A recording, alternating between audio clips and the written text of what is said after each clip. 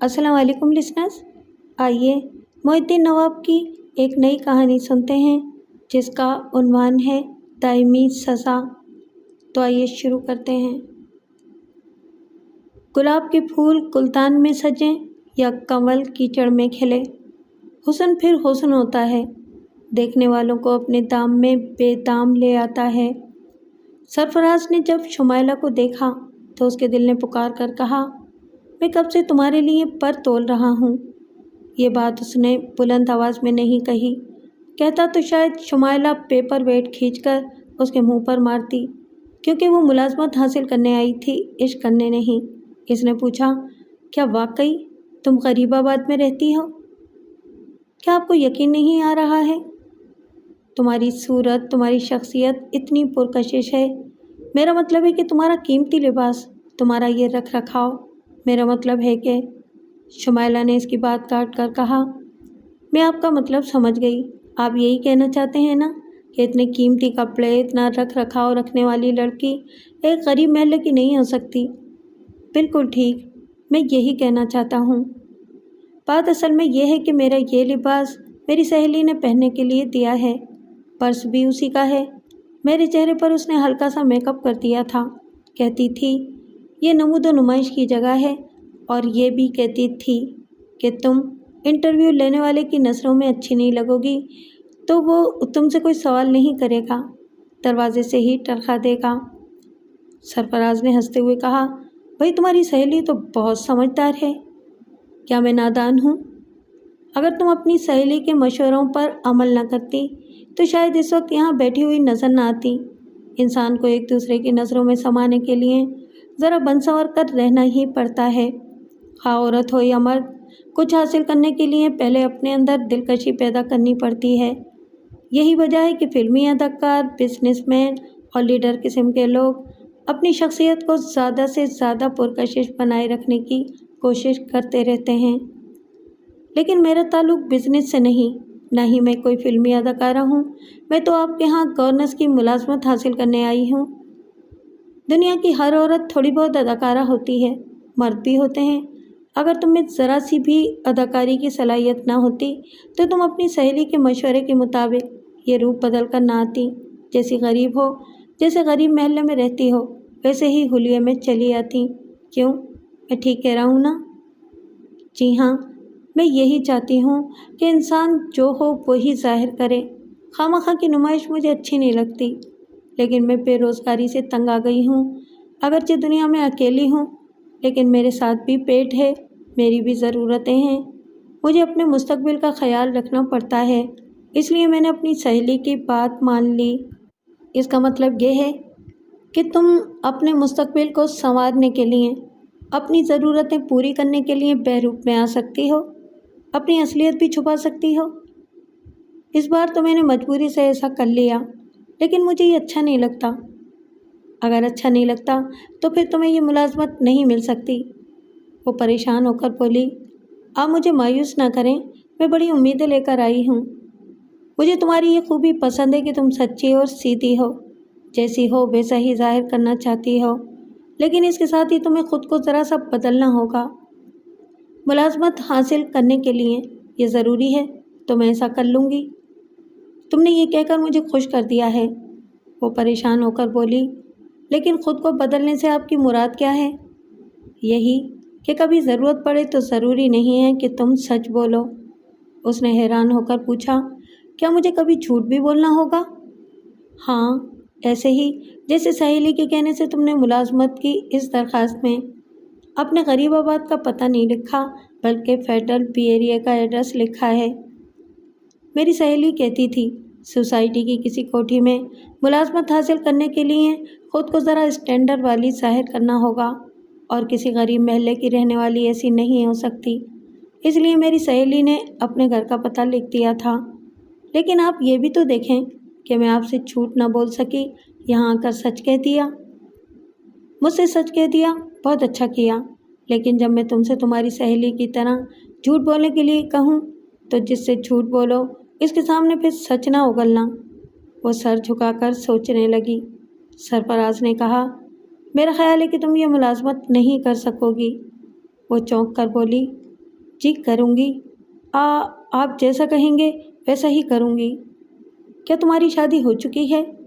جی نہیں۔ کیا شادی کرنے والی ہو؟ وہ ہچکچاتے ہوئے بولی، میں شادی کے لیے نہیں آئی ہوں، آپ ملازمت کے لیے انٹرویو لیں۔ کہتے ہیں کہ آگ لینے جاؤ تو پیغمبری مل جاتی ہے۔ ہو سکتا ہے کہ تم ملازمت حاصل کرنے آئی ہو تو شادی کا سلسلہ بھی ہو جائے اور تمہارا مستقبل سنور جائے۔ اس نے حیرانی سے سرفراز کو دیکھا اور پھر پوچھا، میں آپ کا مطلب نہیں سمجھی۔ میں یہ ملازمت کسی ایسی سمجھدار لڑکی کو دوں گا جو مصلحت پسند ہو اور اپنا مستقبل شاندار بنانے کے لیے حالات سے سمجھوتا کر سکتی ہو۔ جناب، میں بہت مجبور ہوں، بہت ضرورت مند ہوں۔ میں حالات سے سمجھوتا کر سکتی ہوں بشرطے کہ میری عزت پر حرف نہ آئے۔ اگر کوئی دولت مند تمہاری عزت کا محافظ بن جائے، تم سے شادی کر لے، تمہارے بہترین مستقبل کی ضمانت دے تو؟ وہ سر جھکا کر سوچنے لگی اور پھر بولی، آپ ایسے سوالات کر رہے ہیں جن کا جوابات دینے سے پہلے بہت سوچ بچار کی ضرورت ہوتی ہے۔ کبھی کبھی خوش نصیبی اچانک دروازے پر دستک دیتی ہے، تم دروازہ نہیں کھولو گی تو وہ دوسرے دروازے پر چلی جائے گی۔ وہ عاجزی سے بولی، پلیز مجھے کچھ سوچنے سمجھنے کا موقع بھی دیں۔ آخر تم کس پہلو سے سوچنا چاہتی ہو؟ میں تمہاری مدد کروں گا۔ میری زندگی میں بیک وقت کبھی بہت ساری خوشیاں نہیں آئیں، اور میں نے سنا ہے کہ بیک وقت کوئی دولت ملے یا کوئی راتوں رات امیر ہو جائے تو اس کی دولت، اس کی عمارت ناجائز ہوتی ہے۔ یہ سب کچھ چور دروازے سے آتا ہے۔ میں یہی سمجھنا چاہتی ہوں کہ آپ جن مسرتوں کا ذکر کر رہے ہیں اور بہترین مستقبل کی ضمانت دے رہے ہیں، تو اس کے پیچھے کون سا چور دروازہ ہے؟ تم ایک دروازے کے متعلق سوچ رہی ہو، کئی چور دروازے ہو سکتے ہیں، لیکن تمہیں صرف اپنے نفع نقصان کے متعلق سوچنا چاہیے۔ تمہیں کوئی نقصان نہیں پہنچتا ہے تو پھر سوچ بچار کی ضرورت نہیں رہتی۔ میرے بہترین مستقبل کی ضمانت کیسے ہوگی؟ میں تم سے تحریری معاہدہ کروں گا۔ اس معاہدے کے مطابق جب تم میری شریک حیات بن جاؤ گی تو میں تمہیں ماہانہ 5,000 روپے دیا کروں گا۔ کیا غریب آباد پہ رہنے والی کوئی لڑکی ماہانہ 5,000 روپے آمدنی کا تصور بھی کر سکتی ہے؟ وہ ایک گہری سانس لے کر بولی، آپ درست کہتے ہیں، یہ میرے لیے بہت بڑی رقم ہے۔ یہ تو کچھ بھی نہیں ہے۔ میں شادی کے 4 یا 6 ماہ بعد تمہیں اپنی جائیداد کا مالک بھی بنا سکتا ہوں۔ میری دولت تمہاری بھی دولت ہوگی۔ لیکن آپ کی ایک بیوی اور بچی ہے، کیا آپ اپنی بیوی سے دوسری شادی کی اجازت لیں گے؟ اس کی ضرورت نہیں ہے۔ ہماری شادی چپ چاپ ہوگی اور تم وہاں گورنس بن کر رہو گی۔ پھر ایک گورنس آپ کی بیوی کی موجودگی میں کیسے اپنے حقوق کا دعویٰ کرے گی؟ میں رفتہ رفتہ تمہیں سمجھا دوں گا، میں راستہ بتاؤں گا، تم اس پر چلو گی، ایک وفادار بیوی کی طرح میرے حکم کی تعمیل کرتی رہو گی تو فائدے میں رہو گی، ورنہ تمہارے مقدر میں وہی ماہانہ 5,000 روپے لکھے رہیں گے۔ وہ سوچ میں پڑ گئی۔ اس نے پوچھا، اب کیا سوچ رہی ہو؟ میں کل جواب دوں گی۔ کل کا مطلب یہ ہوا کہ تم یہاں سے جا کر اپنی سہیلی سے مشورہ لوگی، اور میرا مشورہ یہ ہے کہ میری شریک حیات بننے کا فیصلہ کرنے کے لیے کسی سے مشورہ نہ لو۔ میں غریب آباد میں اپنی خالہ کے ہاں رہتی ہوں، انہیں تو کچھ بتانا ہی پڑے گا نا۔ کوئی ضروری نہیں ہے، ہماری شادی چپ چاپ ہوگی، جب وقت آئے گا تو سب پر ظاہر کر دیا جائے گا۔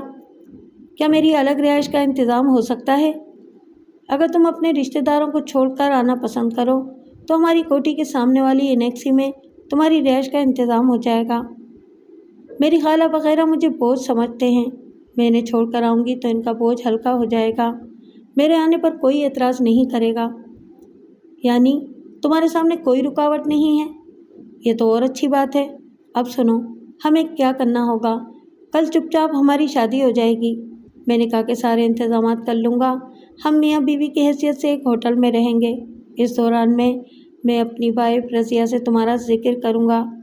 وہ بہت کنجوس ہے، جب اسے معلوم ہوگا کہ تم ایک غریب لڑکی ہو اور تمہارے والدین نہیں ہیں، اپنے رشتہ داروں پر بوجھ ہو، ہماری کوٹھی کی انیکسی میں آ کر رہنا چاہتی ہو، تو وہ تمہاری مجبوریوں کے پیش نظر ماہانہ 1,000 سے زیادہ نہیں دے گی، شاید 3 وقت کی روٹی بھی منظور کر لے۔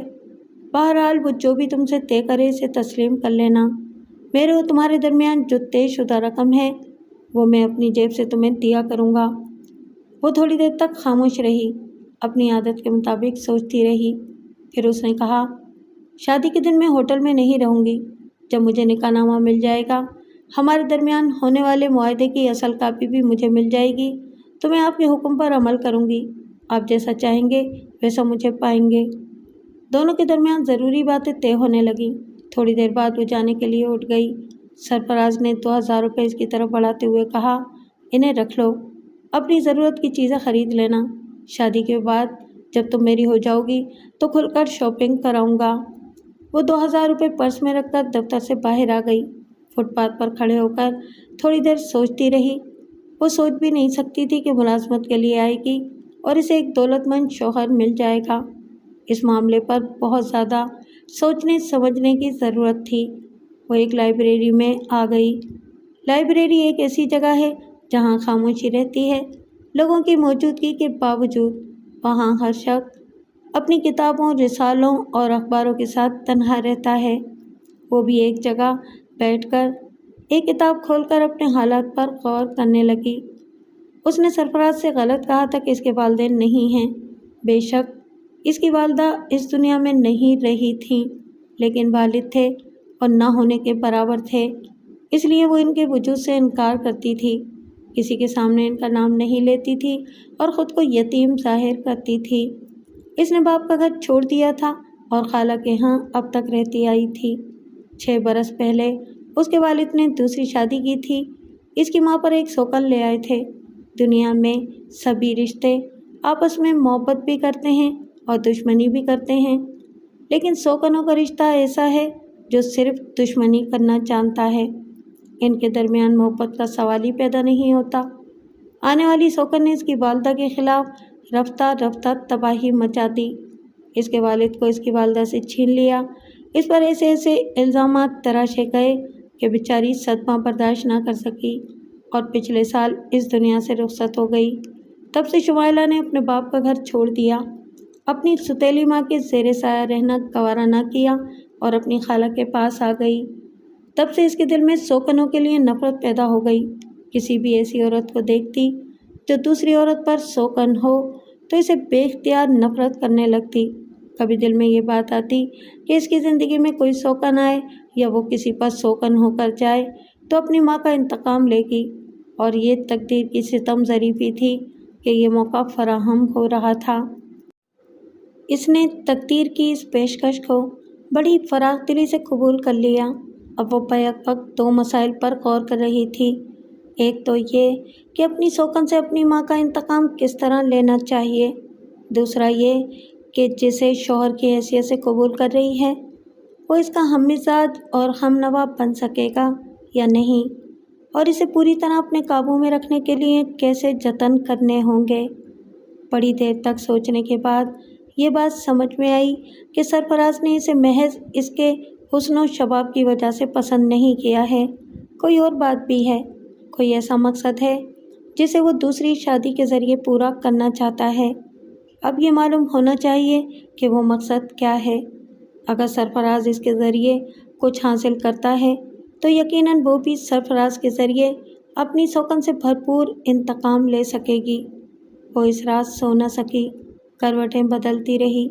کبھی ذرا دیر کے لیے آنکھ لگی تو اس نے بند آنکھوں کے پیچھے اپنی ماں کو دیکھا جو صدمہ سہ سہ کر جان دے رہی تھی۔ اسی طرح اب اس کی ہونے والی سوکن بھی کرب میں مبتلا ہو کر مر رہی ہے اور سرفراز اس کے اشاروں پر ناچ رہا ہے۔ دوسرے دن سرفراز کے ایک دوست کے ہاں چپ چاپ شادی ہو گئی۔ وہ سادگی سے دلہن بنی ایک کمرے میں بیٹھی ہوئی تھی۔ جب سرفراز اس کمرے میں آیا تو احساس ہوا کہ دلہن چاہے کتنی سادہ ہو لیکن جذبوں میں سادگی نہیں ہوتی، ان میں رنگینی اور لہو کی حرارت ہوتی ہے، پھر مزاج بدل جاتا ہے۔ کنواری لڑکی نکاح کے بعد اپنے مرد کو ہی ساری دنیا، ساری دولت سمجھ لیتی ہے۔ یوں بھی سرفراز بڑی ہی پرکشش شخصیت کا مالک تھا۔ وہ سہاگ کے کمرے میں آیا تو شمائلہ نے اسے اپنے دل کے اندر آ کر بیٹھتے ہوئے صاف محسوس کیا۔ اس نے کہا، شمائلہ، شادی کے بعد دل نہیں مانتا، जी चाहता है कि कोई रुकावट सामने ना आए, हम तुम हों बस। तुम्हारे जाने के बाद मैंने सोचा कि मेरी बीवी रज़िया हमारे दरमियान रुकावट बनी रहेगी। तुम एनेक्सी में रहोगी तो हम आज़ादी से मिल नहीं सकेंगे। शुमाइला खुद यही चाहती थी, अभी ज़बान से बोल नहीं सकती थी, इसलिए इसकी सुन रही थी।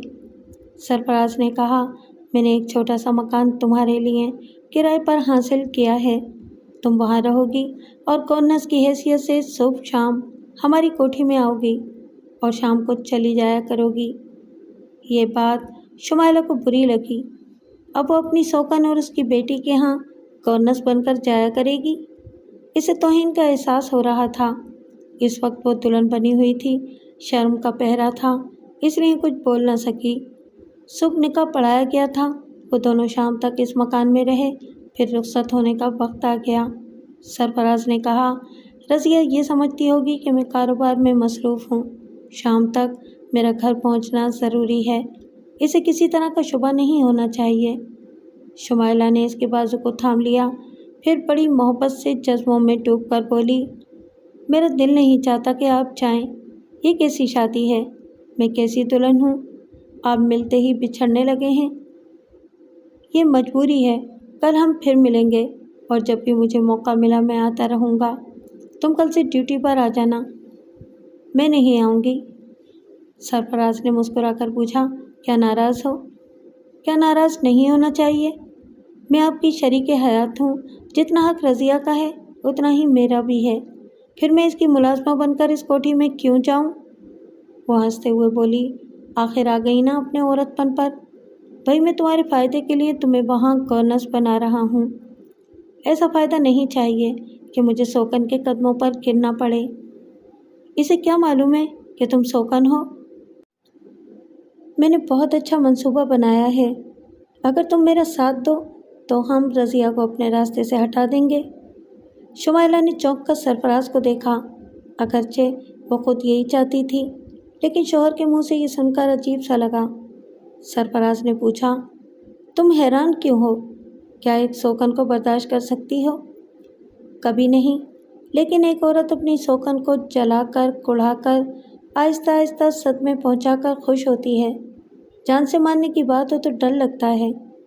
सरफराज ने कहा, हम कोई आदि मुजरिम तो है नहीं। अपने हाथों से किसी को कत्ल नहीं करेंगे। किसी को मारने के और भी बहुत से तरीके हैं। इस अंदाज से हलाक किया जा सकता है कि किसी को हम पर शुबा ना हो। क्या इस सिलसिले में आपने कोई मंसूबा तैयार किया है? पहले तुम रज़िया के मुतालिक तफसील से सुन लो। वो तकरीबन अपाहिज है, पहियोंदार कुर्सी पर बैठी रहती है। इसके घुटने बेकार हो गए हैं। वो अपने पाँव पर खड़ी नहीं रह सकती। डॉक्टरों ने उसका बहुत इलाज किया, उसके लिए बेहतरीन दवाएं और इंजेक्शन तजवीज़ किए, लेकिन मैं ऐसी दवाएं और इंजेक्शन लाता रहा जिनके इस्तेमाल की तारीख गुजर जाती थी। तिब्बी नुक्ता नज़र से ऐसी दवाएं जिनके इस्तेमाल की तारीख गुजर गई हो, साल 2 साल बाद बिल्कुल बेअसर हो जाती हैं या फिर उल्टा असर करती हैं। जो स्टॉकिस्ट ऐसी दवाइयों को छुपा कर रखते हैं और इन्हें बाज़ार में फ़रोख्त करते हैं, मैंने इनसे राब्ता कायम कर रखा है। शुमाइला ने पूछा, क्या इन दवाओं का उल्टा असर हुआ? मेरे इस तर्ज़ अमल से रज़िया को बज़ाहिर तो कोई नुकसान नहीं पहुंचा, लेकिन सही दवाएं न मिलने के बायस वो आज तक अपने पैरों से मजबूर है। वो अपनी मर्ज़ी से कहीं नहीं जा सकती। कोठी के अंदर एक मुलाजमा पहिएदार कुर्सी को इधर उधर धकेल कर ले जाती है या फिर वो खुद इस कुर्सी को अपने हाथ से हैंडल करती है। यानी आपने इसे घर की 4 दीवारी तक महदूद कर दिया है? हाँ, वो मेरे बाहर के मामलात को समझ नहीं सकती। ज़्यादा से ज़्यादा टेलीफोन के ज़रिए दफ्तर में राब्ता कायम करती है। अक्सर उसे यही जवाब मिलता है कि मैं कारोबार के सिलसिले में बाहर हूँ। बेचारी मेरा पीछा नहीं कर सकती, मेरे खुफिया मामलात तक नहीं पहुँच सकती। शुमाइला खुशी से खिल गई। एक औरत यही चाहती है कि इसके मर्द की नज़रों से दूसरी औरत गिर जाए। उसने कहा, जब वो बिल्कुल मजबूर और बेबस है, अपने कमरे या कोठी तक रहती है, तो फिर इसे पीछे छुड़ाने की क्या ज़रूरत है? वो इसी तरह कुएं के मेंढक की तरह एक महदूद ज़िंदगी गुजार कर मर जाएगी। सरफराज ने इनकार में सर हिलाकर कहा, इसके मरने के आसार नज़र नहीं आते। وہ بہت صحت مند ہے، بہت ہی زندہ دل ہے۔ اس سے پہلے کہ فکر اسے کھائے وہ فکر کو کھا جاتی ہے، ہمیشہ ہنستی بولتی رہتی ہے۔ زمانہ قدیم سے آج تک تمام حکماں اور ڈاکٹروں کا متفقہ فیصلہ ہے کہ جو لوگ ہمیشہ ہنستے بولتے رہتے ہیں وہ اس دنیا میں طویل عمر گزارتے ہیں۔ میں سمجھ گئی، اسے فکر اور پریشانی میں مبتلا کرنا ہوگا تاکہ وہ اندر ہی اندر کھلتی رہے۔ ہاں، یہ ایک طریقہ ہو سکتا ہے، لیکن اس کے علاوہ بھی اور بات ہے۔ رضیہ ڈاکٹروں سے مایوس ہونے کے بعد ایک بہت ہی نامور اور تجربے کار حکیم سے علاج کرا رہی ہے۔ اس حکیم نے دعویٰ کیا ہے کہ اس کی تیار کردہ مالش کی دوا کو صبح و شام گھٹنوں پر لگایا جائے تو 30 دن کے اندر اندر وہ اپنے پاؤں پر کھڑی ہو جائے گی۔ شمائلہ نے کہا، میں جب تک ہوں اسے کھڑا ہونے کے لیے پاؤں تلے زمین نہیں ملے گی۔ شاباش، میں چاہتا ہوں کہ وہ مالش کی دوا اس کے گھٹنوں تک نہ پہنچے۔ تم وہاں رہو گی تو اس دوا کو بدل دو گی۔ میں ایسی ہی دوسری دوا تیار کرا کے تمہیں دے دوں گا، اس کی شیشی وہی رہے گی، اندر کی چیز بدل جائے گی۔ یہ ہو جائے گا، لیکن یہ محدود کارروائیاں ہیں، یعنی ہم رضیہ کو صرف اپاہج بنا کر رکھ سکتے ہیں، اس کوٹھی تک محدود کر سکتے ہیں، لیکن اسے اس کی آخری سانس تک نہیں پہنچا سکتے۔ اس کا بھی کوئی راستہ نکل ہی آئے گا۔ میں نے راستہ نکال لیا ہے۔ بہت بڑی قیمت دے کر ایسی دوا حاصل کی ہے جس کی روزانہ ایک چٹکی دودھ میں گھول کر اسے پلایا جائے تو 2-4 ماہ بعد وہ ختم ہو جائے گی۔ کسی کو شبہ نہیں ہوگا کہ اسے سیروپ پوائزن دیا گیا ہے۔ کیا وہ رات کو سونے سے پہلے دودھ پیا کرتی ہے؟ میں نے کہا نا، وہ اپنی صحت کا بہت خیال رکھتی ہے، صبح اٹھ کر سیب کھاتی ہے، 1 گلاس دودھ پیتی ہے، رات کو بھی سونے سے پہلے دودھ پیا کرتی ہے۔ دودھ میں وہ چٹکی بھر دوا کون ملائے گا؟ تم اور کون؟ میں تو شام کو چلی جایا کروں گی۔ کوئی ضروری تو نہیں ہے، 2-4 ماہ رات کے 10 بجے تک وہاں رہا کرو، زیادہ سے زیادہ رضیہ کا اعتماد حاصل کرو، اسے دودھ پلا کر سلانے کے بعد جایا کرو۔ کیا حرج ہے؟ کوئی حرج تو نہیں ہے۔ کیا اس ملازمہ کو آپ اپنے اعتماد میں نہیں لے سکے؟ اسے زیادہ سے زیادہ رقم کا لالچ دیا جائے تو؟ سرفراز نے اس کی بات کاٹ کر کہا، میں کسی پر بھروسہ نہیں کر سکتا۔ کوئی برا وقت آیا تو ملازمہ کے منہ سے سچی بات نکل سکتی ہے۔ آپ نے مجھ پر کیسے بھروسہ کر لیا ہے؟ وہ اٹھ کر ٹہلنے کے انداز میں دور گیا، پھر وہاں سے پلٹ کر مسکراتے ہوئے بولا، اعتماد کرنے کے لیے راستے ہموار کیے جاتے ہیں۔ آج صبح تک تم میرے لیے اجنبی تھیں، ناقابل اعتماد تھیں، شادی کے بعد تم میری ہو گئی۔ تمہیں ایک بہترین مستقبل اور میری بھرپور محبت اور توجہ چاہیے، جو کہ ہر عورت چاہتی ہے۔ تم بھی چاہتی ہو؟ بے شک، یہی چاہتی ہوں۔ یہی سوچ سمجھ کر میں نے تم سے شادی کی۔ تم میری رہو گی تو میرے اشارے پر رہو گی، کسی برے وقت پر میرے خلاف اس لیے بیان نہیں دو گی کہ میں تمہارا سہاگ ہوں، اور عورت اپنے ہاتھوں سے اپنا سہاگ نہیں اجاڑتی۔ شمائلہ کے دل کو ایک دھچکا سا لگا۔ اگر وہ یہ کہہ دیتا کہ میں نے تمہاری حسن سے، تمہاری ذات سے متاثر ہو کر تم سے شادی کی ہے تو وہ خوشی سے پھول جاتی۔ مرد خواہ اپنے مطلب سے ہی شادی کرے، لیکن بیوی کے سامنے جھوٹ ہی کہہ دے کہ اس نے اس کے حسن کی، اس کی ذات سے متاثر ہو کر اسے شریک حیات بنایا ہے تو عورت کا غرور رہ جاتا ہے۔ وہ ذرا مایوس ہوئی، پھر مصلحتاً مسکرانے لگی۔ رضیہ ویل چیئر پر بیٹھی ہوئی تھی، اس کی کھلی ہوئی زلفیں شانوں پر بکھری ہوئی تھیں، اجلی رنگت اور چہرے کے نقوش دیتا زیب تھے، جسمانی طور پر اچھی صحت مند تھی۔ اس کی موجودگی میں صبر و شکر سے رہنے والا کوئی مرد دوسری شادی نہیں کر سکتا تھا۔ اس میں کوئی نقص نکالنے والی بات ہوتی تو صرف اتنا ہی کہا جا سکتا تھا کہ اس کی عمر کچھ زیادہ ہے، شاید وہ 35 یا 36 برس کی تھی۔ اگر یہ کوئی نقص تھا تو سرفراز اس کے مقابلے میں کچھ زیادہ ہی عمر رسیدہ تھا۔ شمائلہ گورننس کی ملازمت حاصل کرنے کے لیے ایک امیدوار کی حیثیت سے اس کے سامنے کھڑی ہوئی تھی اور رضیہ کو تنقیدی نظروں سے دیکھ رہی تھی۔ دوسری طرف رضیہ اس کا سر سے پاؤں تک جائزہ لے رہی تھی۔ دو عورتیں جب ایک دوسرے کے مقابل آتی ہیں تو چپ کے ایک دوسرے کو ناپتی ہیں، تولتی ہیں اور اپنے دل کو اپنی برتری کو یقین دلاتی رہتی ہیں۔ رضیہ نے اس کا نام اور پتہ معلوم کرنے کے بعد پوچھا، کیا تم میرے میاں کو جانتی ہو؟ جی ہاں، اخبار میں اشتہار پڑھنے کے بعد میں ان کے دفتر گئی تھی۔ انہوں نے مجھے یہاں کا پتہ بتایا اور کہا کہ گھر کے معاملے میں ان کا عمل دخل نہیں ہے، گورننس کا انتخاب آپ کریں گی۔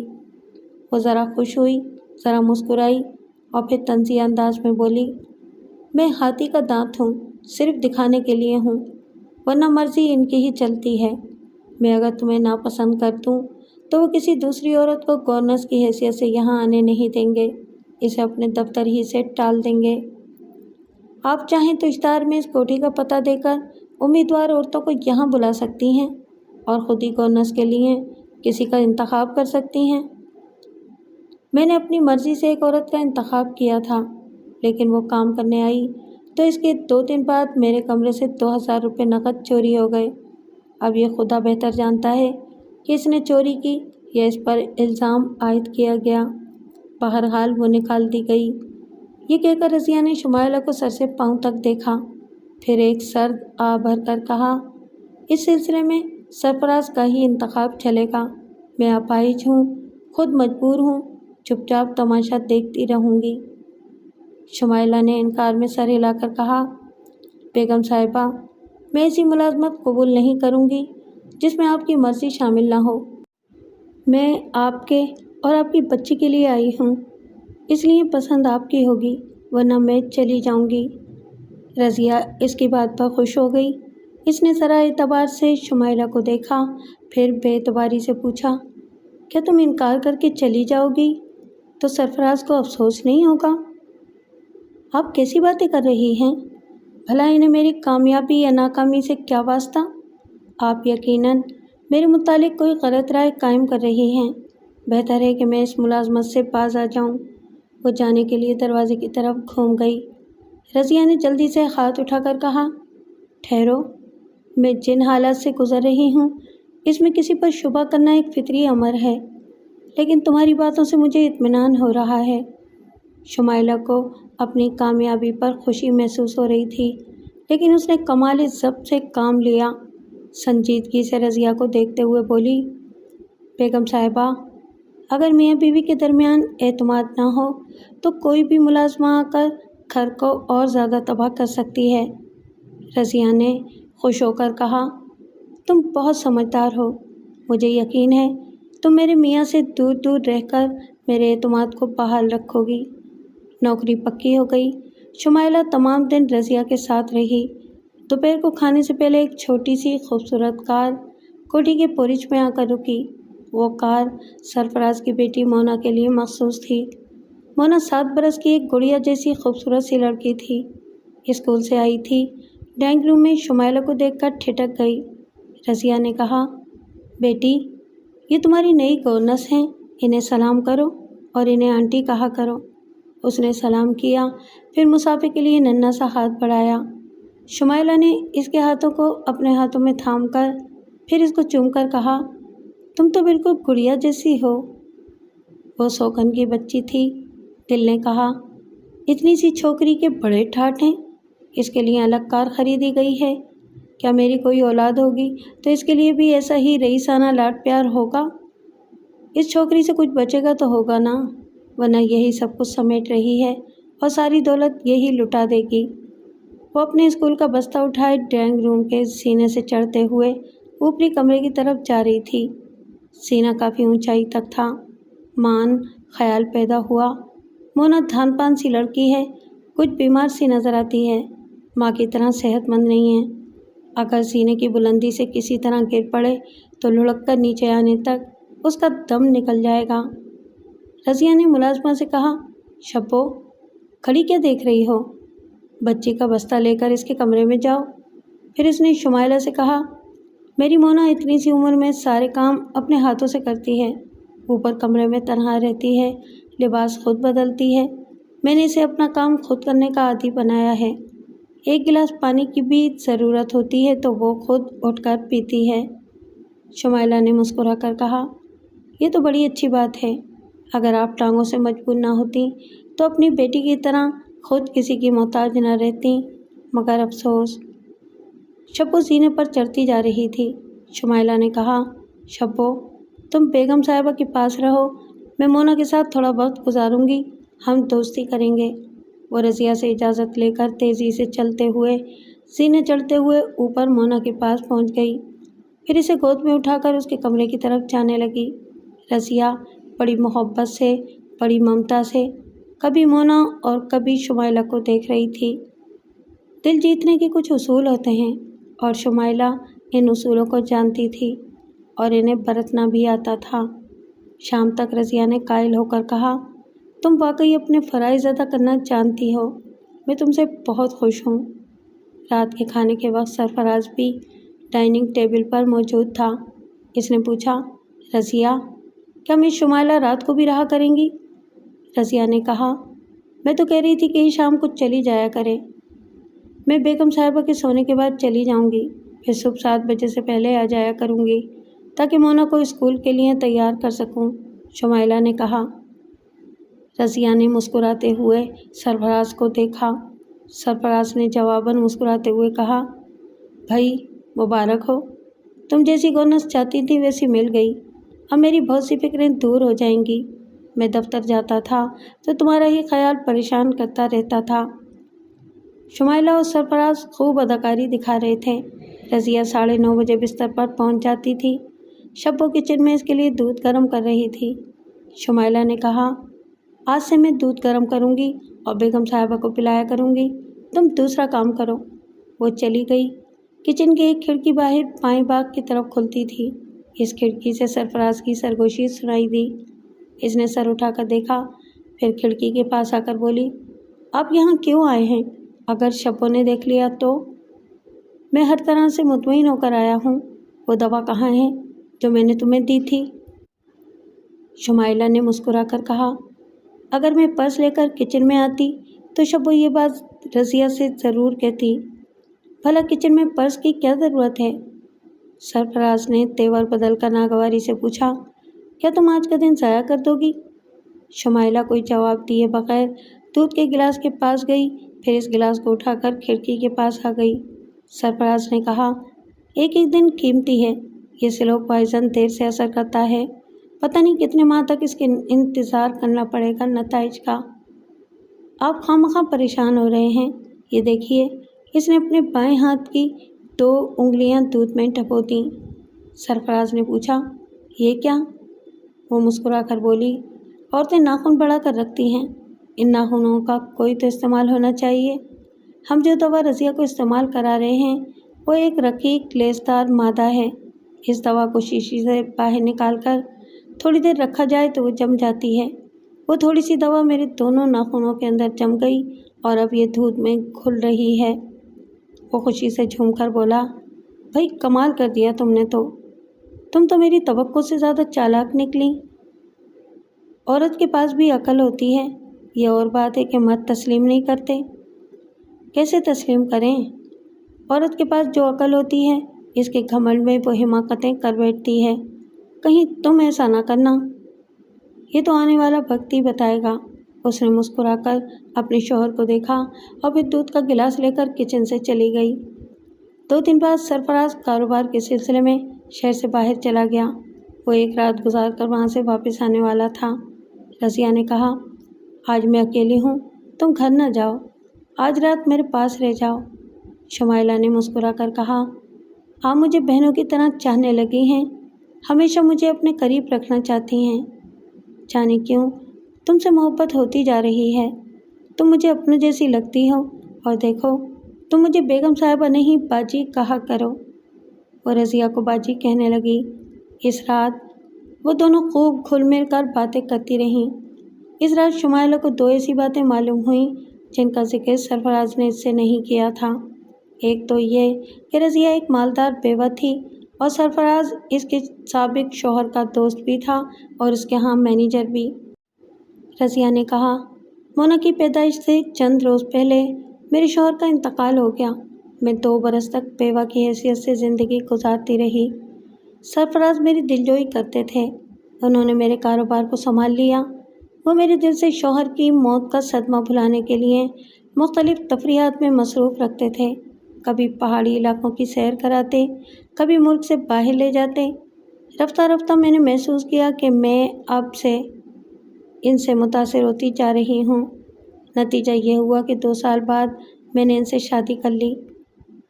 शुमाइला ने पूछा, तो ये कोठी, ये दौलत, ये जायदाद और ये सारा कारोबार सब आपका है? हाँ, अभी तो मेरा है। मेरे मरने के बाद आधा मोना का और आधा सरफराज का होगा। आपके ये दोनों घुटने बेकार कैसे हो गए? नसीब की खराबी से। अब से 4 साल पहले की बात है। हमारी कार में कुछ खराबी हो गई थी। सरफराज इसका बोनट उठाकर इसे दुरुस्त कर रहे थे। फिर वो कार में आकर बैठ गए। इसे स्टार्ट करने की कोशिश करने लगे। इन्हें यह नहीं मालूम था कि मैं पीछे खड़ी हूँ। उन्होंने एक झटके से गाड़ी को स्टार्ट किया। आगे एक आया मोना को गोद में लिए खड़ी थी। शायद इसीलिए उन्होंने गाड़ी को ब्रेक किया। फिर मेरी चीख सुनते ही फ़ौरन इसे रोक दिया और गाड़ी से उतरकर दौड़ते हुए आए। इस वक्त तक मैं ज़मीन पर गिर पड़ी थी। गाड़ी अचानक ही मेरे दोनों घुटनों से टकराई थी। मैंने दोनों हाथ आगे बढ़ाकर अपने जिस्म के बाकी हिस्से को टकराने से बचा लिया था। इस दिन से मेरी यही हालत है। मैंने कितने ही डॉक्टरों से इलाज कराया, लेकिन फ़ायदा नहीं हुआ।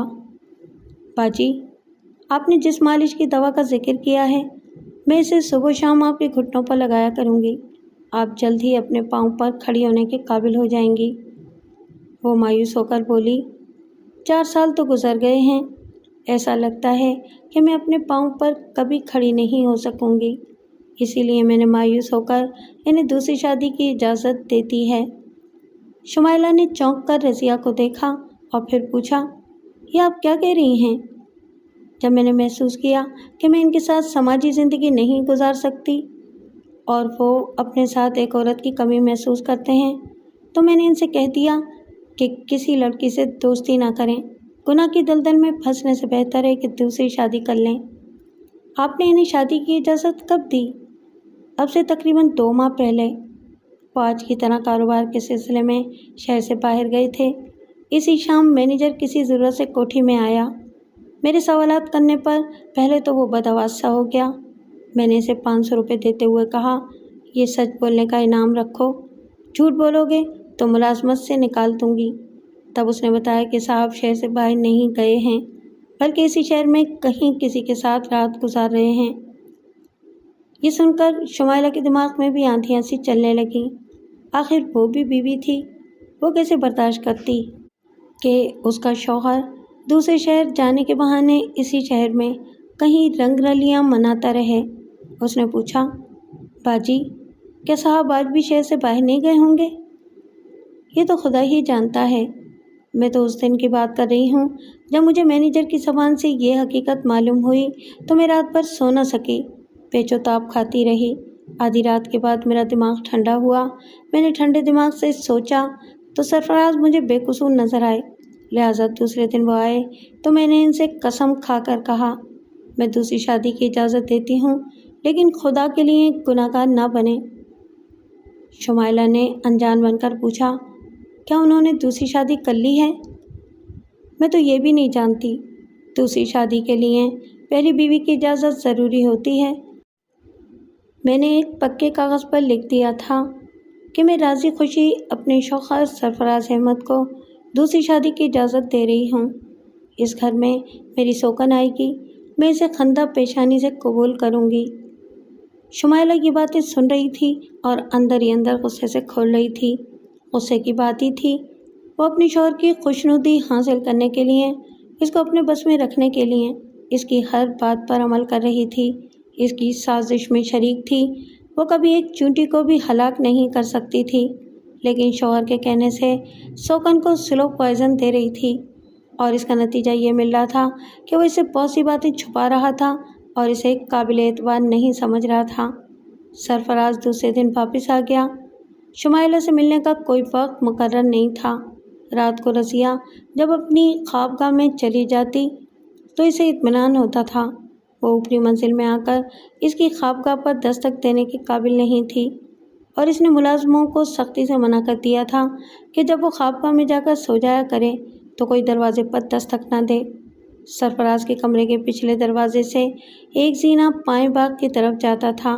وہ اس زینے سے اتر کر چپ چاپ کوٹھی کے باہر آتا تھا۔ چوکیدار اپنا آدمی تھا، رشوت سے کام چل جاتا تھا۔ شمائلہ کی رہائش گاہ اس کوٹھی سے تقریباً 1 فرلانگ کے فاصلے پر تھی۔ وہ پیدل چلتا ہوا وہاں پہنچ جاتا تھا۔ دوسری رات جب وہ شمائلہ کے کاٹیج میں آیا تو وہ غصے میں تھی۔ اس نے آتے ہی پوچھا، کل رات کہاں گئے تھے؟ کاروبار کے سلسلے میں گیا تھا۔ آپ جھوٹ بول رہے ہیں۔ اس سے پہلے بھی رضیہ سے آپ نے یہی بہانہ کیا تھا، لیکن آپ کی چوری پکڑی گئی تھی۔ آپ کس کے ساتھ رات گزار کر آئے ہیں؟ اچھا، تو رضیہ نے تمہیں یہ بھی بتا دیا ہے؟ معلوم ہوتا ہے کہ تم دونوں میں بڑی بے تکلفی ہو گئی ہے۔ میں کسی کو بھی دوست بنانے کا فن جانتی ہوں۔ افسوس کہ آپ کو اپنا بنانے میں ناکام رہی ہوں۔ مجھ میں کیا کمی ہے کہ آپ جھوٹ بول کر دوسری جگہ جاتے ہیں؟ تم مجھے غلط سمجھ رہی ہو۔ رضیہ نے جو کچھ کہا وہ درست ہے۔ اس وقت میں بھٹکا ہوا تھا، لیکن اب تمہاری جیسی حسین بیوی مل گئی ہے۔ میں واقعی کاروبار کے سلسلے میں گیا تھا۔ وہ ذرا نرم پڑ گئی، پھر اسے کچھ یاد آیا۔ وہ دوبارہ غصہ دکھاتے ہوئے بولی، آپ نے مجھ سے یہ کیوں چھپایا تھا کہ رضیہ باجی نے آپ کو دوسری شادی کی اجازت دے رکھی ہے؟ سرفراز نے پہلے تو اسے چونک کر دیکھا، پھر مسکرا کر بولا، تم رضیہ کو باجی کہہ رہی ہو؟ کیا بات ہے! یہ ان کا حکم ہے کہ میں انہیں باجی کہا کروں۔ پھر تو واقعی تم نے اس عورت کا دل جیت لیا ہے، لیکن اسے یہ معلوم ہو جائے کہ تم اس کی سوکن ہو تو؟ جب معلوم ہو جائے گا تب دیکھا جائے گا۔ آپ میرے سوال کو ٹالنے کی کوشش نہ کریں۔ وہ ایک گہری سانس لے کر بولا، اگر میں تمہیں یہ بتا دیتا کہ رضیہ تمہیں سوکن کی حیثیت سے قبول کر سکتی ہے تو تم گورننس بن کر وہاں کبھی نہ جاتی۔ میرا گورننس بن کر جانا کیا ضروری تھا؟ اگر تم سوکن بن کر جاتی تو شاید وہ اپنے وعدے کے مطابق خندہ پیشانی سے قبول تو کر لیتی، لیکن تمہارے ہاتھ سے دودھ کا ایک گلاس تو کیا پانی بھی نہ پیتی۔ پھر ہمارا منصوبہ دھرا کا دھرا ہی رہ جاتا۔ میں جانتی ہوں آپ خوب سوچ سمجھ کر اپنے منصوبے پر عمل کر رہے ہیں، لیکن آپ نے مجھ سے یہ بات کیوں چھپائی؟ تمہیں پہلے بتا دیتا تو تم یہاں سوکن بن کر آنے کی ضد کرتی۔ عورت کو جب دوسری عورت کے برابر کا درجہ ملتا ہے تو اس سے نیچے جانا پسند نہیں کرتی۔ تم بھی گورننس بننے کے لیے راضی نہ ہوتی۔ مجھے تمہارے پیچھے سر کھپانا پڑتا، تمہیں سمجھانا پڑتا، یا پھر یہی ہوتا کہ میں تم سے شادی نہ کرتا۔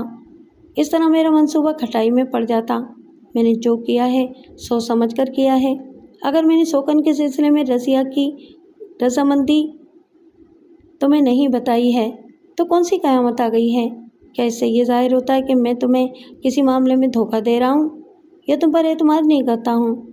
بھائی، عورت کی عقل پر جس حد تک بھروسہ کرنا چاہیے میں اسی حد تک کر رہا ہوں۔ میرا ساتھ دینا ہے تو ورنہ یوں ہی میری بیوی بن کر رہو۔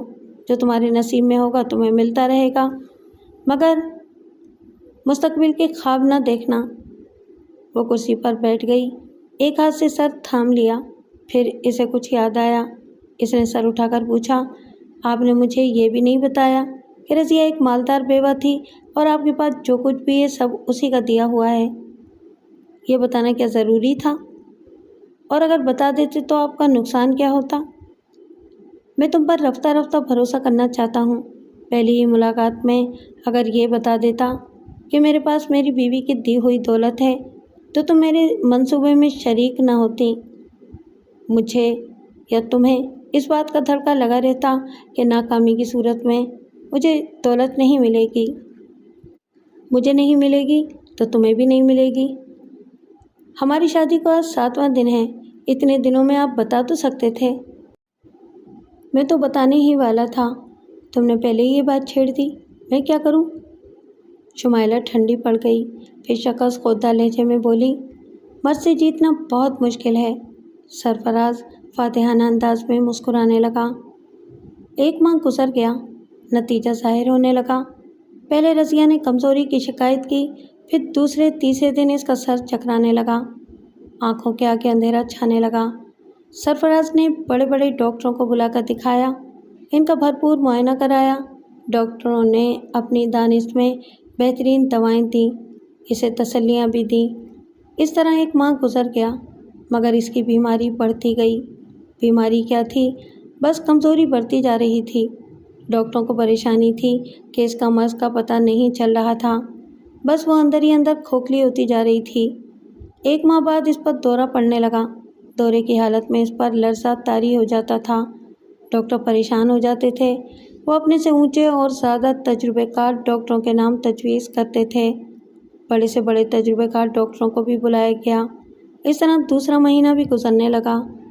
شمائلہ نے مسکرا کر سرفراز سے کہا، واقعی آپ نے اس دوا کے جو نتائج بتائے تھے وہی ظاہر ہو رہے ہیں۔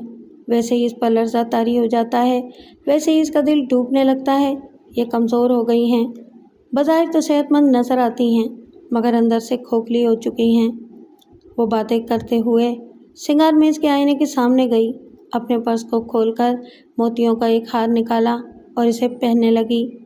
سرفراز نے چونک کر پوچھا، یہ ہار تم کہاں سے لائی ہو؟ وہ آئینے میں اپنے آپ کو دیکھتے ہوئے مسکرا کر بولی، باجی نے دیا ہے۔ کیسی لگ رہی ہوں؟ یہ سچے موتی ہیں اور بہت قیمتی ہیں۔ رضیہ نے تمہیں کیسے دے دیا؟ میری خدمات سے خوش ہو کر۔ وہ کہا لگاتے ہوئے آئینے کے پاس سے ہٹ گئی۔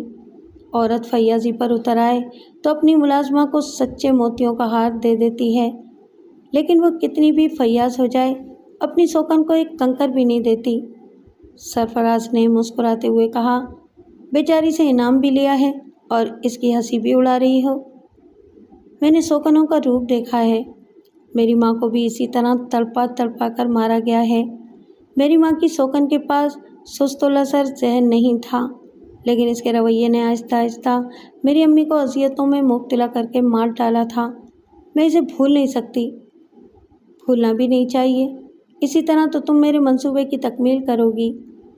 پھر وہ سنگار میز کے آئینے کے سامنے کھڑی ہو گئی۔ تھوڑی دیر تک موتیوں کے ہار کو اپنے گلے میں دیکھتی رہی، پھر اس نے اسے اتار دیا۔ آہنی الماری کے پاس گئی، اسے کھول کر اس کی ایک دراز میں رکھ دیا۔ سرفراز خاموشی سے شمائلہ کو دیکھ رہا تھا اور کچھ سوچ رہا تھا۔ تیسرے مہینے رضیہ کی حالت بہت ہی خراب ہو گئی۔ پہلے وہ ویل چیئر پر بیٹھ کر اپنی کوٹھی کے اندر گھوم پھر لیتی تھی، اب وہ بستر تک محدود ہو گئی۔ وہیں سوتی تھی، وہیں بیٹھی رہتی تھی اور وہیں بیٹھ کر کھاتی تھی۔ اس کی گوری رنگت پیلی پڑ گئی تھی، آنکھوں کے گرد ہلکے گہرے ہو گئے تھے، یوں لگتا تھا جیسے اب تب کی مہمان ہو۔ ڈاکٹر بخاری نے سرفراز سے کہا، پتہ نہیں آپ لوگوں نے پہلے کن ڈاکٹروں سے علاج کرایا ہے، انہوں نے جو خون وغیرہ کی رپورٹ دی ہے اس سے میں مطمئن نہیں ہوں، لہٰذا میں خون کی رپورٹ حاصل کروں گا۔ یہ بات سرفراز کو کھٹکنے لگی۔ اس بات کا اندیشہ تھا کہ خون میں زہریلے جراثیم یا کوئی زہریلا پن پایا جائے گا تو بات کھل جائے گی، اور بات کھلنے سے پہلے ہی اس خونی ڈرامے کا اختتام ہونا چاہیے تھا۔ سردی کی رات تھی، 8 بجے تھے۔ رضیہ اپنے بستر پر بیٹھی ہوئی تھی۔ شمائلہ کھانے کی ٹرے لا کر اس کے سامنے ہی بیٹھ گئی۔ رضیہ نے کہا، میری مونا کو بلا لو، میں اسے اپنے ہاتھوں سے کھلاؤں گی۔ شبو نے ڈرائنگ روم میں جا کر وہاں سے مونا کو آواز دی۔ اوپر سے مونا نے کہا، میں ابھی آ رہی ہوں۔ ملازمہ وہاں سے رضیہ کی خوابگاہ میں واپس آ گئی۔ تھوڑی دیر کے بعد ہی مونا اپنے کمرے سے نکلی۔ ڈرائنگ روم میں ہلکی سی روشنی تھی۔ اوپر برآمدے کے 2 دروازے نظر آ رہے تھے۔ ایک دروازے کے پیچھے کوئی چھپا ہوا تھا۔ اوور کوٹ اور فلیٹ ہیٹ نظر آ رہا تھا۔ مونا نے اسے نہیں دیکھا۔ وہ آہستہ آہستہ چلتے ہوئے زینے کے اوپری حصے میں پہنچی۔ پھر جیسے ہی اس نے ایک زینے کے پائیدان سے دوسرے پائیدان پر قدم رکھا، اس کا پاؤں پھسل گیا۔ اس کے حلق سے چیخ نکلی۔ پھر وہ لڑکتے ہوئے نیچے کی طرف جانے لگی۔ چیخ کی آواز خوابگاہ تک پہنچی تھی۔ رضیہ اچھل کر کھڑی ہو گئی۔ بیٹی کی چیخ سن کر ممتا تڑپ گئی۔ اس نے کھانے کی ٹرے کو ایک طرف پھینکا۔ مونا کو پکارتی ہوئی چیختی ہوئی بستر سے اٹھ کر بھاگتے ہوئے ڈرائنگ روم میں پہنچی۔ شمائلہ اس کے ساتھ بھاگی ہوئی آئی تھی۔ اس وقت تک مونا سینے سے نیچے آ کر فرش پر بے ہوش پڑی ہوئی تھی۔ 2 گھنٹے کے بعد شمائلہ اپنے کاٹیج میں آئی۔ سرفراز وہاں موجود تھا۔ اس نے صبح رضیہ سے کہہ دیا تھا کہ آج شہر سے باہر جا رہا ہے، اس لیے رات کو نہیں آئے گا۔ दूसरी طرف شمائلہ سے کہہ دیا تھا کہ آج کی رات اس کے ساتھ آزادی سے گزارنا چاہتا ہے، اس لیے رضیہ سے بہانہ کیا جا رہا ہے۔ شمائلہ نے اسے دیکھتے ہی غصے سے پوچھا، کیا آپ مجھے قانون کے شکنجے میں دیکھنا چاہتے ہیں؟ اس نے بےتابی سے کہا، پہلے مونا کے متعلق بتاؤ، کیا وہ زندہ ہے؟ جی ہاں، وہ صرف بے ہوش ہو گئی تھی۔ سرفراز چنچرا گیا، اپنی ران پر ہاتھ مار کر بولا، بڑی گڑبڑ ہو گئی۔ پھر اس نے شمائلہ کو دیکھ کر پوچھا، رضیہ کو شوق پہنچ گیا ہوگا، بیٹی سینے پر سے گری ہے، اسے صدمہ پہنچنا چاہیے۔ آپ نے تو یہی سوچا تھا نا کہ رضیہ باجی موت کے دہانے پر ہیں، اب تب میں دم نکلنے والا ہے، بیٹی کے حادثے کے متعلق سنیں گی تو ان کا دم نکل جائے گا۔ ہاں تو کیا ہوا؟ کچھ بولو تو صحیح۔ بندہ سوچتا کچھ ہے، خدا کرتا کچھ ہے۔ بیٹی کی چیخ سن کر وہ بے اختیار مشینی انداز میں بستر سے اچھل کر کھڑی ہو گئیں، پھر وہاں سے دوڑتے ہوئے ڈرائنگ روم میں بیٹی کے پاس پہنچ گئیں۔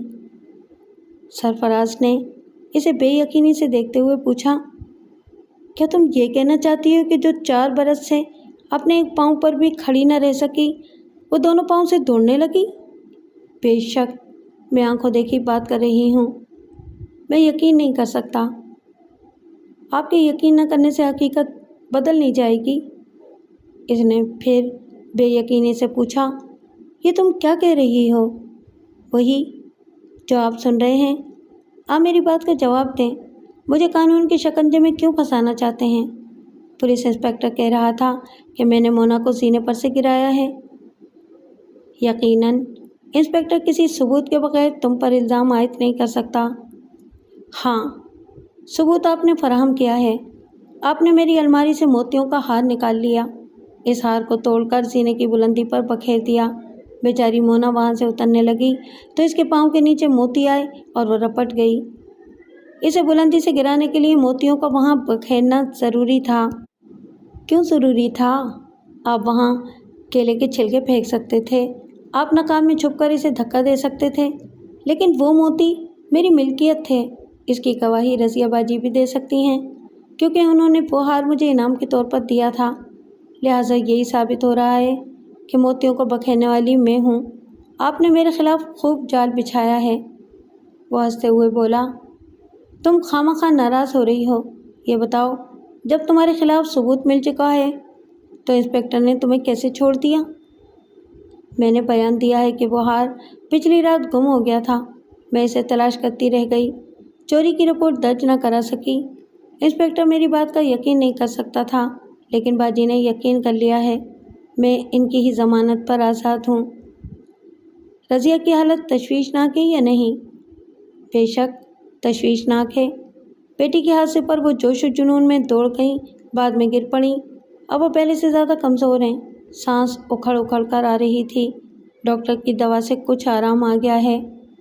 وہ کچھ دیر سوچنے کے بعد بولا، مجھے یقین ہے کہ وہ صبح تک ختم ہو جائے گی، کل تک باجی کے خون کی رپورٹ مل جائے گی۔ مجھے ڈر لگ رہا ہے، اگر رپورٹ کے ذریعے بھید کھل جائے کہ انہیں آہستہ آہستہ زہر دیا گیا ہے تو میں کیا کروں؟ زہر تم نے دیا ہے، تم ہر رات دودھ کا گلاس لے جایا کرتی تھیں، خود اپنے ہاتھوں سے اسے پلایا کرتی تھیں۔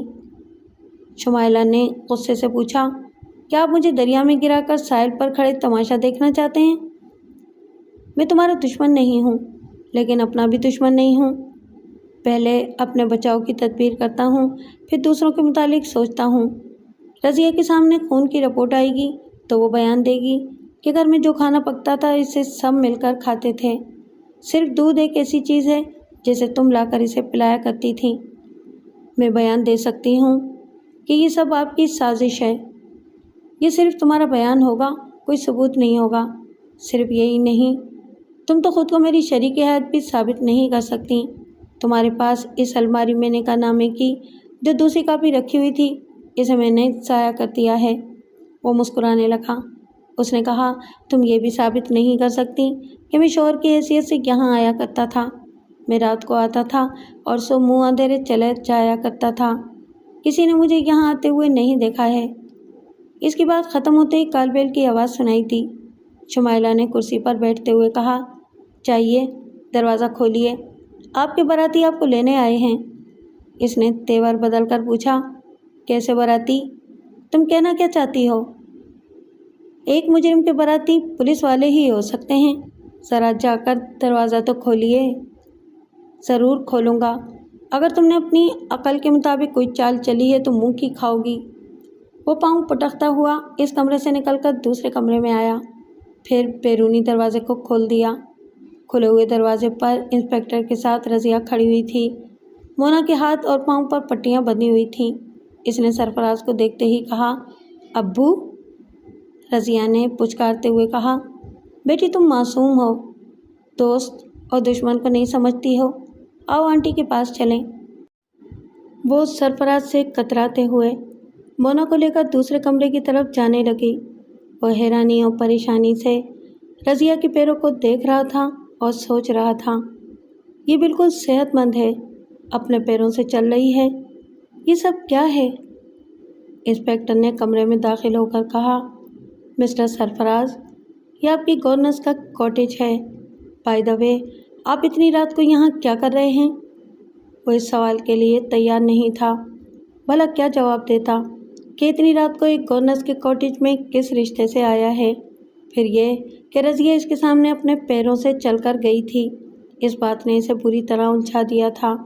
مسئلہ یہ تھا کہ انسپکٹر کے سوالات کے جواب کیا دیے جائیں۔ انسپکٹر کا منہ رشوت سے بند کیا جا سکتا تھا، لیکن وہ رضیہ کے دونوں پاؤں، وہ پریشان ہو کر تیزی سے چلتا ہوا اس کمرے میں آیا جہاں پہلے شمائلہ کے ساتھ تھا۔ وہ شمائلہ کے برابر ایک کرسی پر بیٹھی ہوئی تھی۔ مونا اس وقت شمائلہ کی گود میں تھی۔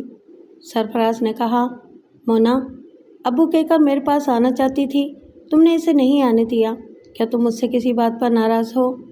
کیا تم سمجھتی ہو کہ میں تمہیں اور مینا کو دل و جان سے نہیں چاہتا؟ رضیہ، کسی غلط فہمی کا شکار ہونے سے پہلے میری محبتوں کو یاد کرو، میرا اس دنیا میں تم دونوں کے سوا اور کون ہے؟ سرفراز، محبتوں کے مکالمے سنتے سنتے عورت صدیوں سے بیوقوف بنتی آئی ہے، تمہارا یہ ناٹک ہمارے سامنے تو نہیں چلے گا۔ شمائلہ مسکرا رہی تھی۔ سرفراز نے اسے غصے سے دیکھا، پھر رضیہ سے کہا، یقیناً اس گورننس نے تمہیں میرے خلاف بھڑکایا ہے۔ اس کی بات چھوڑو، یہ سوچو کہ تمہاری سازش کے باوجود میں ٹانگوں سے مفلوج کیوں نہیں ہوں۔ تمہاری پلاننگ کے مطابق مجھے تو اب تک مر جانا چاہیے تھا۔ یہ تم کیا کہہ رہی ہو؟ وہی جو اب تک تم کرتے آئے ہو۔ تمہاری اطلاع کے لیے عرض ہے کہ جب میرے خون کی رپورٹ آئے گی تو اس میں کچھ نہیں ہوگا، میں بالکل نارمل کہلاؤں گی۔ تم نے اس سلو پوائزن کے جو اثرات شمائلہ کے سامنے بیان کیے تھے، میں نے انہی اثرات کے مطابق ایکٹنگ کی، ڈاکٹروں کو بھی پریشان کیا، بیچارے تنگ آ گئے، ان کی سمجھ میں نہیں آ رہا تھا کہ بیماری کیا ہے، کوئی بیماری ہوتی تو ان کی سمجھ میں آتی نا۔ اس بار سرفراز نے شمائلہ کو حیرانی سے اور سوالیہ نظروں سے دیکھا۔ اس کی نظریں پوچھ رہی تھیں، کیا تم ہر رات رضیہ کو مصفہ دودھ پلایا کرتی تھیں؟ کیا اس کے گھٹنوں پر صحیح دوا کی مالش کیا کرتی تھیں؟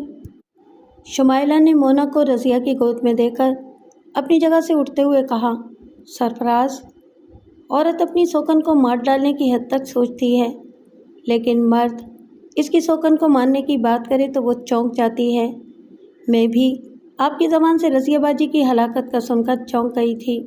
فوراً ہی دماغ میں یہ بات آئی، جب آپ باجی کی برسوں کی رفاقت کو بھول سکتے ہیں اور ان کی محبت اور وفا کے بدلے انہیں مار سکتے ہیں، تو کسی دن مجھے بھی دودھ کی مکھی کی طرح نکال کر پھینک سکتے ہیں۔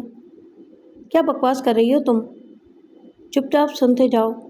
ایک رات باجی نے مجھے بتایا کہ وہ دولت مند بیوہ تھیں، مونا تمہاری نہیں ان کے سابق شوہر کی اولاد ہے۔ تب یہ خیال اور بھی شدت سے ستانے لگا کہ اگر میں تمہارے بچے کی ماں بنوں اور کوئی سوکن آ کر میرے بچے کو اسی طرح ہلاک کرنے کی سازش کرے تو مجھ پر کیا گزرے گی۔ میں تمہیں بتا چکی ہوں کہ میری ماں بھی ایک سوکن کی ماں ہی تھی۔ میں نے اپنی آنکھوں سے سوکن کا ظلم دیکھا ہے۔ میری ماں دن رات جلتے کٹتے موت کے منہ میں گئی تھی۔ اتنی عبرتناک زندگی گزارنے کے بعد بھلا میں اپنی سوکن سے کیسے انتقام لے سکتی تھی؟ میرے ضمیر نے مجھے جھنجھوڑا اور میں نے رضیہ باجی کے سامنے سب کچھ اگل دیا۔ इस रात से ये मुझे अपनी सौकन की हैसियत से जानती हैं और इन्होंने मुझे सौकन की हैसियत से कबूल किया हुआ है। तुम झूठ कहती हो, मैंने तुमसे शादी नहीं की है। तुम रज़िया को मेरे खिलाफ भड़का रही हो। रज़िया ने कहा, मैं तुमसे ज़्यादा शुमाइला पर भरोसा करती हूँ। तुमने यकीनन इसका निकाहनामा ज़ाया कर दिया होगा। ये मुझे बता रही थी कि अलमारी से निकाहनामे की एक कापी गुम हो गई है, लेकिन इससे क्या होता है? तुम इसे बीवी तस्लीम करो या ना करो, मैं अपनी सौकन तस्लीम करती हूँ। इंस्पेक्टर दरवाजे पर खड़ा हुआ था। उसने कहा, तुम यहाँ रातों को आया करते थे। तुमने अब तक शुमाइला से जितनी बातें की हैं, बेगम रज़िया के खिलाफ जो साजिशें की हैं, वो सारी बातें शुमाइला एक पॉकेट कैसेट रिकॉर्डर में रिकॉर्ड करती रही है। सरफराज ने चौंक कर शुमाइला को देखा। उसने कहा, हाँ, जब तुम इस बिस्तर पर आकर लेट जाते थे, इससे पहले ही मैं एक कैसेट रिकॉर्डर ऑन करके सिराने रख देती थी। वो तमाम कैसेट रज़िया बाजी ने अपने बैंक के लॉकर में रखवा दिए हैं। इंस्पेक्टर ने पूछा, मिस्टर सरफराज, क्या ख्याल है, आपको पहले हवालात में और फिर जेल में पहुंचाया जाए? आपके खिलाफ मुकदमा दर्ज होना चाहिए कि आपने अपनी बेटी को और अपनी बीवी को हलाक करने की साजिशें की। इसके लिए किसी गवाह की ज़रूरत नहीं है। कैसेट में आपकी आवाज़ खुद आपकी साजिशों का इंकिशाफ करेगी। वो अब सर पड़ गया था। उसके पांव तले से ज़मीन खिसक रही थी। वो धप से कुर्सी पर बैठ गया। रज़िया ने कहा, आज तुम्हारे दोनों घुटने बेकार हो रहे हैं। अब फैसला तुम पर नहीं, मुझ पर और शुमाइला पर है। इंस्पेक्टर, मैं जानती हूँ आप इन्हें सज़ा दिला सकते हैं और कोई भी औरत जो मौत के मुंह से बचकर निकली हो और अपनी बेटी को भी जिंदा सलामत देख रही हो, वो इंतकामन ज़रूर ऐसे मर्द को इबरतनाक सज़ा दिलाएगी। तो फिर चलिए मिस्टर सरफराज। ठहरिए इंस्पेक्टर, क्या ये ज़रूरी है कि मुजरिम को सिर्फ कानून के हाथों से सज़ा मिले? अगर दूसरे हाथ ऐसी सज़ा देना चाहें जो दूसरों के लिए मिसाल कायम करे तो आप एतराज़ करेंगे? मैं कुछ नहीं समझा, आप कहना क्या चाहती हैं? मैं कहना चाहती हूँ कि जाने ऐसे कितने मुजरिम सज़ा से बच निकलते हैं और अपनी 2-2, 4-4 बीवियों पर जुल्म करते रहते हैं, या एक शौकन के ज़रिए दूसरी शौकन को आहिस्ता आहिस्ता मौत के मुंह तक पहुँचा देते हैं। इन्हें कोई सज़ा नहीं दे सकता, मगर मैंने और शुमाइला ने इसके लिए बहुत अच्छी सज़ा तजवीज़ की है। जब आप लोगों ने पहले ही इसके लिए कुछ सोच रखा था तो मुझे क्यों बुलाया है? इसलिए कि आपके ताउन से हम इन्हें कुछ सबक सिखा सकें, इन्हें बता सकें कि हम आपके ज़रिए इन्हें अदालत तक पहुंचा सकते हैं और हम ना चाहें तो इनका फ़ैसला घर की अदालत में कर सकते हैं। आप क्या फ़ैसला करना चाहती हैं? इनके ख़िलाफ़ तमाम सबूत मेरे बैंक के लॉकर में महफूज हैं। ये आइंदा हमारे ख़िलाफ़ कोई साजिश नहीं कर सकेंगे। करना चाहेंगे तो वो कैसेट अदालत में पहुंचा दिए जाएंगे। क्यों सरफराज? सरफराज गुमसुम बैठा हुआ था। इसका सर झुका हुआ था। रज़िया और शुमाइला मोना को लेकर इंस्पेक्टर के साथ दूसरे कमरे में गईं। वहाँ आहिस्ता आहिस्ता बातें करने की आवाज़ें आती रहीं।